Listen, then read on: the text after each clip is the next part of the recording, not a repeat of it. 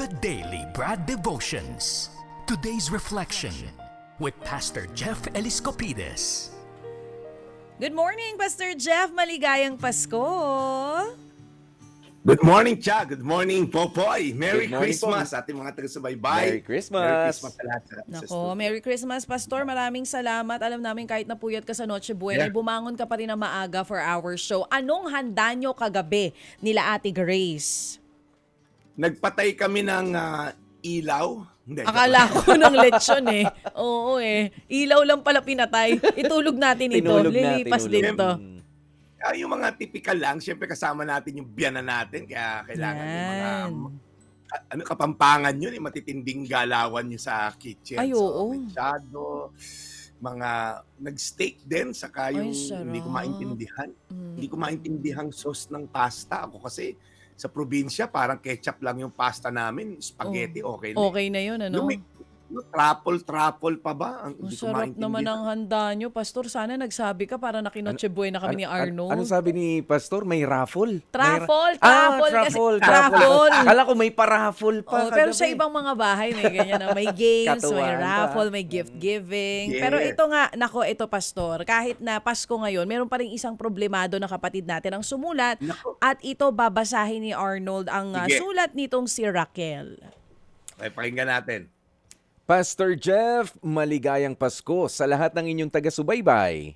Isa ako sa palagi nakikinig sa inyong programa at nang malaman ko na nagbibigay kayo ng payo sa mga katanungang bumabagabag sa isipan, ay naisipan ko ring sumulat. Ako po si Raquel, 45 years old, isang call center agent. Graveyard ang shift ko at nakikinig ako sa radyo ng sasakyan kapag pauwi na ako galing sa duty. Ang asawa ko naman ay 46 years old, manager sa isang fast food chain dito rin sa Metro Manila. Medyo late na kaming nag-asawa, kaya isa lang ang anak namin na ngayon ay 14 years old na. Tuwing Pasko, Pastor Jeff, ay napapaisip ako dahil ang sweldo at bonus na pinaghirapan ko sa buong taon ng pagtatrabaho ay nauubos sa panregalo at pagbibigay ng mga aginaldo. Pagka-graduate, sumabak agad ako sa paghahanap buhay. Pero hanggang ngayon, mataas lang ng bahagya sa minimum wage ang aking kinikita. Kaya alam ko ang hirap na kumita ng pera. Sapat lang ang sweldo naming mag-asawa para sa pamilya naming maliit lang naman at panghulog ng bahay namin na nakaloan sa Pag-ibig for 20 years. May kuryente, tubig at internet pang binabayaran. Kapag Pasko na lang sana makakaramdam ng kaluwagan dahil may pabonus ang kumpanyang pinagtatrabahuhan. Pero tuwing darating nga po ang Pasko, ay sumasabay kami sa tradisyon ng pagbibigayan. At masama ba na parang hindi na maluwag sa puso ko ang pagbibigay? Dahil nangihinayang ako sa nawawalang pera na sana ay ipon na lamang ng aming pamilya. Nagbibigay ako pero ramdam ko ang inis dahil bakit sa halip na itabi ko ang kinita ko ay kailangan kong ibahagi pa ito sa iba. Pero ang kailangan kong gawin dahil baka nga may mga kaibigan o kamag-anakan na magtampo kapag walang natanggap na regalo mula sa amin ng pamilya ko. Dapat ko pa po bang ipagpatuloy ang nakasanayan na pagbibigay ng regalo at aginaldo tuwing Pasko kahit na ganito na ang pakiramdam ko? Nagkakasala po ba ako sa pagbibigay ng hindi maluwag sa aking puso? Ano ang say mo, Brad? Yan. Nako, Maganda yung Ganda yung letter niya. Maraming ganyan ngayong Pasko, no, Pastor? Parang Yes. hindi na bukal sa Relatable. loob nila dahil lang Pasko, wala, baka may masabi pa sa akin, hindi maganda to, magbibigay na ako. Oo, so hindi nag-iisa si Raquel sa ganyang klase ng pakiramdam. Ngayon, may nasusulat dyan at si Pastor ang mag-e-explain sa ating lahat ng kasagutan, Pastor. Yes. Well, unang-una, salamat Ate Raquel sa pagliha mo sa amin at natutuwa nga kami na sinisiwalat mo yung personal na saloobin naging publiko ngayon. Baka maraming matulungan. Alam niyo po, typical po sa Pinoy, hindi ko alam yung kultura ng ibang Asyano, pero tayo kasi, di ba, Cha at Boy, yung mangungutang para lang may handa sa piyesta, yung mga ganon.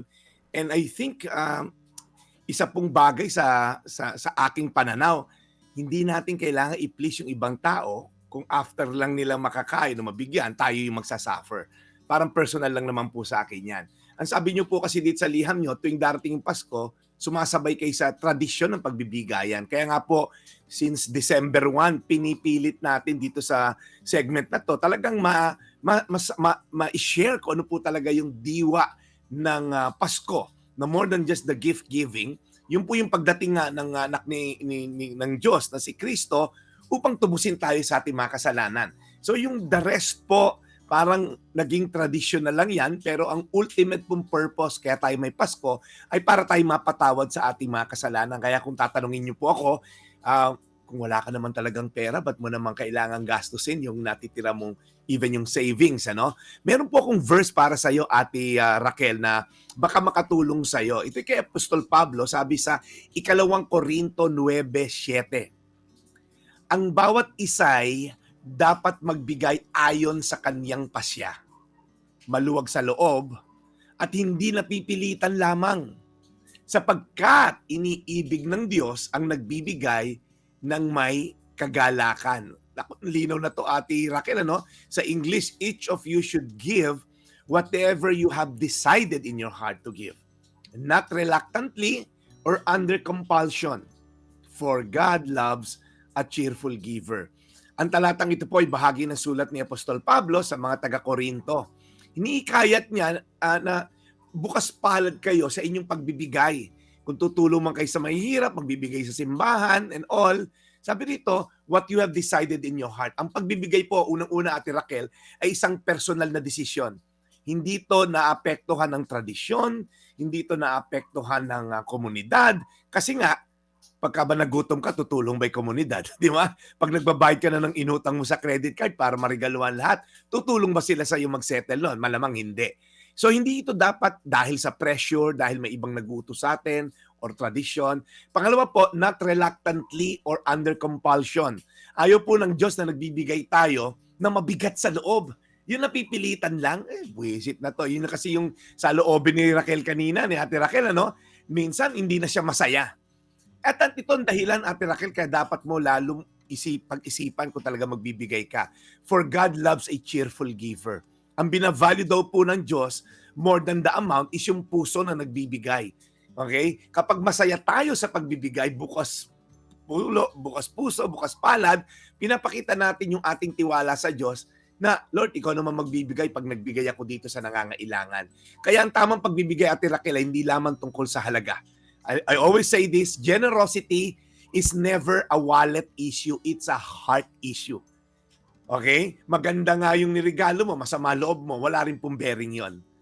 Ngayon, ang liit ng nirigalo mo, kahit ano pa yon, pero bukal na bukal sa puso mo dahil kilala mo yung tao, pangangailangan niya to, kahit toothpick ba yan eh. Kung mahilig siya mag-toothpick, ting kakain, iba value ng tao yan at iba value ng Diyos. So, Ate Raquel, cheerful giving reflects a heart that trusts God at ang nagmamahal sa iba. Okay? Maglaan po ng oras bago magbigay. Manalangin ka, Ate Raquel. Lord, sasabay ba ako sa tradisyon? Tanungin mo yung sarili mo kung ito ba talaga yung nais ni Lord gamitin yung perang 1 taon mong ginugol para ma-bless ka. Huwag magbigay para lamang mapansin ng tao, ma-post sa social media, hindi ka lulugdan ng Diyos yan. At maging masaya sa bawat pagkakataon na makakapagbigay ka maliit man o malaki. Kaya, Ate Raquel, ito challenge ko sa iyo. Hanapin ang isang paraan kung paano ka makakapagbigay, maaring time. Gugulan mo ng time yung tao kung wala kang treasure. Kasi tatlo yan, time, talent, treasure. Wala kang time, marami kang treasure, di mamigay ka ng regalo. Wala kang time eh.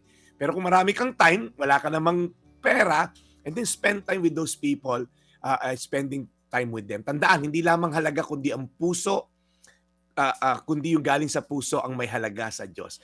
2 Korinto 9:7, ang bawat isa'y dapat magbigay ayon sa kanyang pasya, maluwag sa loob at hindi napipilitan lamang, sapagkat iniibig ng Diyos ang nagbibigay ng may kagalakan.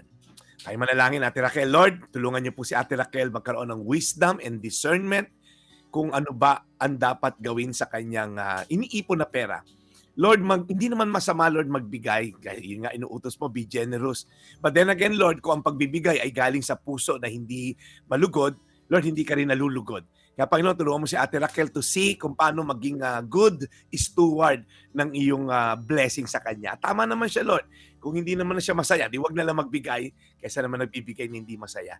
Salamat, Lord, sa mga taong ginagamit mo ngayon upang maging conduit of your blessing.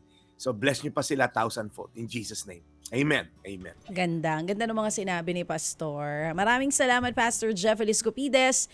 And once again, Merry Christmas, Pastor.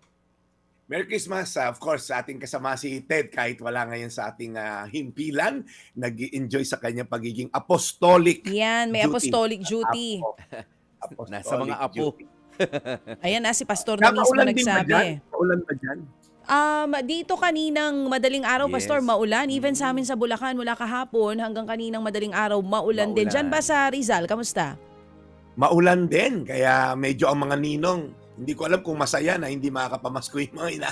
So, Naku, wala. hindi nagpapaawat po ang iba sa pag-ikot kahit maulan. May mga bagong regalo naman daw na na payong. Oo.